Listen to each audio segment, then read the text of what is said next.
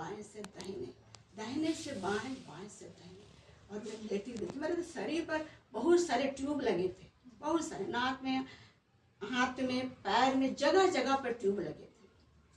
और तब मन में तो बोली, अरे प्रभु, सच में मैं क्षमा चाहती हूँ, मैं तो आपको भूल गई थी। और विश्वास कीजिएगा, जिस दिन मैंने अपने प्रभु को देखा, क्रूस को देखा, और उसके बाद से मेरे जीवन में सुधार आने लगा। और उस दिन के बाद जब डॉक्टर चेकअप के लिए आए तो रात वाले सिस्टर ने उनसे कहा कि doctor, yesterday I have seen some movement in their body. उन्होंने मेरे हाथ पैर में कुछ हलचल देखा।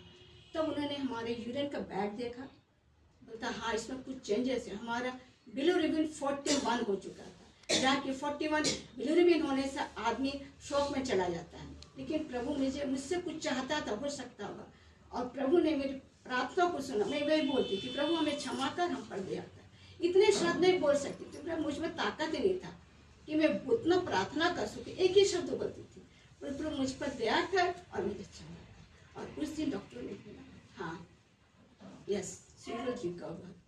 मेरे हस्बैंड को बुला के देखा, बुलाए, बोले देखो इसके यूरिन में बैग में चेंजेस है, इसका कलर येलो से व्हाइटिश कलर चेंज हुआ, that means she will recover.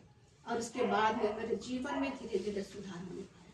मैं प्रार्थना करती थी और मुझे गाना बहुत पसंद था, मैं गाना गाती थी हमेशा। और प्रभु मुझे बल दिया, और जब छुट्टी हो गया, डिस्चार्ज हुआ, तो मैं चल नहीं पाती थी। मुझे हस्बैंड ने एक स्टूल दिया, बोला नहीं पैसा लगेगा उसमें, कुली लेके जाए, मुझे स्टूल दे दो। और मैं स्टूल में लेके जाती थी, उसके बाद मैं बैठ जाती थी और जो प्रार्थना करती थी कि प्रभु तो ट्रेन आएगा, 2-3 मिनट रुकती है खाली CMC का रेलवे स्टेशन में। मैं प्रभु से ही प्रार्थना करती थी, प्रभु जब ट्रेन आएगा तो मैं तो दौड़ भी नहीं सकेंगी, और मैं क्या करूँ। मैं आज प्रभु मैं प्रार्थना करती हूँ, मैं जिस जगह पर खड़ी हूँ उसी जगह ट्रेन का वो गेट है, जो बोगी है, वहीं पर आएगा। और विश्वास कीजिएगा, वो जब ट्रेन आई, वो बोगी ठीक मेरे सामने में, मैं 2-3 कदम चढ़ी और उसमें चढ़ गई। मैं हमेशा प्रभु को याद करती थी और प्रभु को धन्यवाद देती थी। और आज मैं आप लोगों के सामने जीवित हूँ, ये प्रभु का अनुग्रह। आप सोच सकते हैं कि मृत्यु सैया से प्रभु ने मुझे उठाकर आप लोगों के बीच में खड़ा किया, कि ताकि मैं आपकी गवाही को दे सकूं कि प्रभु हमारे जीवितों का ईश्वर है। जो प्रभु पर विश्वास करते हैं वो प्रभु की महिमा को जरूर देखेंगे। आज मैं बहुत खुश और आनंद हूँ। आनंद ये हमारे एस्थर मंडली में आने से पहले की बात है, और थोड़ा सा मैं और समय लूंगी। मैं एस्थर को, सबसे पहले मंजू को मैं धन्यवाद देती हूँ, इस बहन के द्वारा उसने मुझे अगुवाई की कि दीदी चलो वहाँ तुमको अच्छा लगेगा। मैं उस दौरान हमारे जो ट्रीटमेंट चल रहा था उसमें मुझे स्टेरॉइड मिला था, जिसकी वजह से हमारे दोनों हाथ में ग्लूकोमा हो गया था, तो वहीं पकड़ाया गया।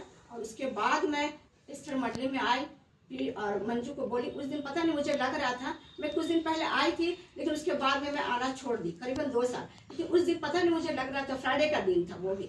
तब मंजू को बोली, मंजू आज मुझे जाना है प्रेयर में। बोलती हाँ दीदी आप रेडी रहिएगा, मैं जरूर आऊँगी, आपको लेकर जाऊँगी। और उस दिन मैंने आया शाम का 4 बजे का, वो अप्रैल महीने की बात है, 19 अप्रैल को मैं आई फर्स्ट टाइम। और उस दिन मैंने वचन को सुना, आज भी मैं वचन को मुझे याद है। और वचन में ज्योति बहन ने कहा था, प्रार्थना करना, विश्वास करना, प्रभु को धन्यवाद देना, संगति में जाना, उपवास करना, ये 5 बातें मुझे अभी भी याद है। अभी मैं जाती हूँ तो हर एक वचन का, हर एक दिन का मैं डायरी में, अपना पर्सनल डायरी में लिखती हूँ, और मुझे बहुत अच्छा लगता है। जब मौका मिलता है तो मैं पढ़ती हूँ। तो उस वचन के द्वारा आज मुझे प्रभु ने आशीष दिया। और उसके बाद मैं आती रही। उसके बाद जुलाई महीना में जब मैं बहुत 8 साल हो गया मैं जो ग्लूकोमा, जो कि डॉक्टर ने कहा था कि ये लाइलाज बीमारी है, इसमें आपको जीवन भर आपको दवाई लगानी पड़ेगी। मैंने 8 साल दवाई लगाई। 8 साल लगाने के बाद मेरा बुलावा आया, परमेश्वर ने बुलाया कि तुम संगति में जाओ और तुम बहुत सारी आशीष को पाओगे। आज हम बहुत गर्व करते हैं अपने परमेश्वर पर, और बहन ज्योति को भी मैं धन्यवाद करती हूँ। इसकी प्रार्थना, इसके आशीष के द्वारा प्रभु ने अगुवाई की। आज मुझे प्रभु ने पूरी रीति से मुझे चंगा कर दिया। मेरे आँखों में कल मैं डॉक्टर के पास गया और डॉक्टर ने कहा आपका सब कुछ परफेक्ट है। और मैं बोली आज से मैं डॉक्टर के पास नहीं, लेकिन मैं संगति में प्रभु के पास जाऊंगी और वहीं प्रभु ने सब कुछ स्वस्थ रखेगा। आज मैं और भी कहती हूँ बात कि कि मैं जब से संगीत में आई एक एक वचन को मैं याद करती हूँ, घोषणा करती हूँ। ये बहुत कुछ हमने सीखा है। वचन के द्वारा प्रार्थना करना है, वचन के बाद घोषणा करना है, कमांड करना, ये सब बातें मैं तो नहीं जानती थी कि कैसे प्रार्थना तो मैं बहुत करती थी, लेकिन कैसे प्रार्थना करना है उस बात को हमने इस्तर मंडली में आकर सीखा। तो मैं ज्योति को बहुत धन्यवाद देती हूँ। उसका वचन और उनका जो बोलने का तरीका है वो बहुत ही अच्छा है और हमको बहुत आशीषित हुए हैं। आज मैं बोलती हूँ कि जो आज मुझे जितने भी रुके हुए काम है वो सब मेरे होने जा रहे हैं। आमीन। और जो मैं दूध नहीं पी पाती थी, छोटी सी मैं बता रही हूँ, मुझे हमेशा गैस होता था, हस्बैंड को भी गैस होता था, बेटे को भी। हम जब दूध लेते थे 3 कप में डालेंगे और मैं घोषणा करती थी आज सब कोई पियो, किसी को गैस नहीं होगा। और उसके बाद में किसी को भी गैस नहीं हो रहा। दूध 1 पाव लेते थे, आधा किलो लेते हम लोग सब पीते हैं, ना किसी को गैस है ना कुछ नहीं। तो जैसे ज्योति बहन ने बताया हमेशा घोषणा करना, मुंह से घोषणा करो आज हमको कुछ नहीं। अगर तुम दवाई खाती थी, मैं ओमेज कितना खाती थी, मैं 70 mg का खाती थी मैं, और उसके बाद में मुझे तकलीफ होता मुझे गैस से, और मैंने प्रभु से कहा प्रभु आज मुझे दवाई मत दीजिए, मैं दवा नहीं खाऊंगी, मैं दवा बहुत खा चुकी, आज मैं दवा से ही मैं चंगी रहूंगी। प्रभु मेरा डॉक्टर है और बच्चन मेरा दवाई है। यही बोल बोल के मैं आज नो मेडिसिन पर हूँ।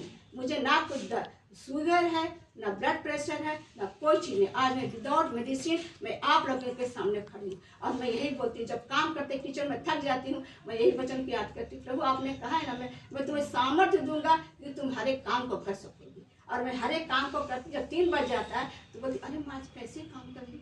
हाँ मुझे याद है प्रभु ने मुझे सामर्थ्य दिया। तो आज मैं सबको बताना चाहती हूँ कि निराश नहीं होना है कि प्रभु